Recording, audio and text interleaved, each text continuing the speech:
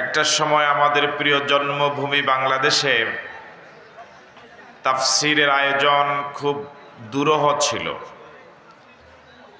তাফসিরের আয়োজন করতে আয়োজক কমিটি দীর্ঘ 15-16 বছর এমন লোকদের কাছে যেতে বাধ্য হতেন যারা কোরআন মজিদ তেলাওয়াত করতেই জানে না। তাফসির কমিটি এমন নেতাদের কাছে অনুমতির জন্য যেতে বাধ্য হতেন, আল্লাহর জমিনে আল্লাহর কোরআনের আলোচনা হবে, তার জন্যও আবার অনুমতির প্রয়োজন। তাও আবার এমন লোকদের কাছে অনুমতির জন্য যেতে বাধ্য হতেন যাদের সিংহভাগ নামাজই পড়ে না।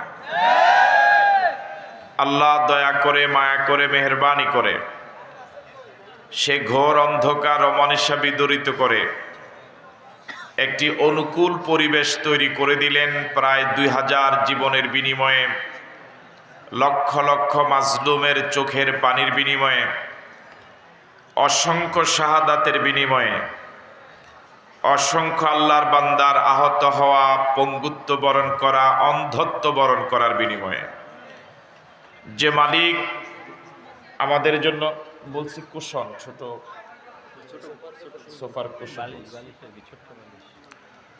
যে মালিক আমাদেরকে এই অনুকূল পরিবেশ দিলেন, এটা মালিকের অনেক বড় দয়া।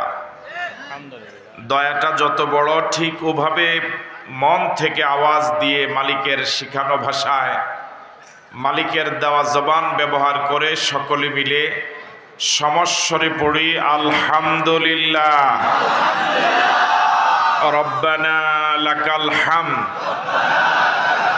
হামদান কাসীরান তাইয়্যিবান মুবারাকান ফীহি ইয়া রাব্বি লাকাল হামদু কামা ইয়ানবাগি লিজালালি ওয়াজহিকা ওয়া আযীমি সুলতানিকা।